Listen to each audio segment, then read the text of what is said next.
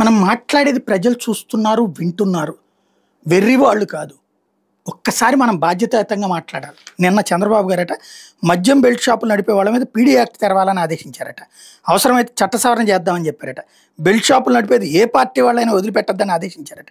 వైకాపాయంలో రాష్ట్రంలో విచ్చలవిడిగా బెల్ట్ దుకాణాలను ఏర్పాటు చేసి మద్యం ఏరులో పారించారని, ఇప్పుడు ఎవరైనా బెల్ట్ షాపులు నడిపేందుకు ప్రయత్నిస్తే కఠిన చర్యలు తీసుకోవాలని అన్నారు.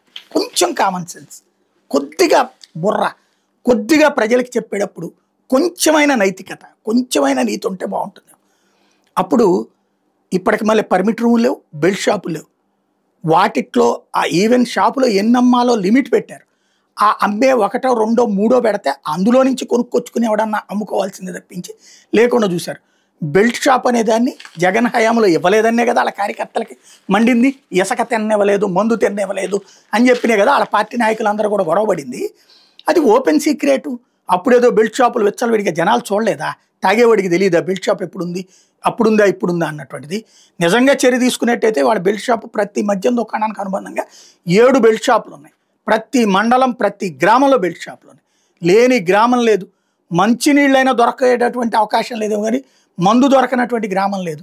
ఎందుకు ఈ అబద్ధపు ప్రచారాలు, ఎందుకు ఈ మాటలు, ఎందుకు ఈ రివ్యూలు? చేయకపోతే ఎవడన్నా అడిగాడా? ప్లస్ దీన్ని మళ్ళీ వైసీపీ టైంలో బెల్ట్ షాపులు వచ్చినాయి, వైసీపీ టైంలో విచ్చలవిడి మద్యం పారింది. వినేవాడు వెర్రోడైతే చెప్పేవాళ్లే మేధావులు అన్నటువంటి కోణంలోకి వెళ్తే బాగోదు. ఓసారి ఆలోచించుకోవాల్సి ఉంది.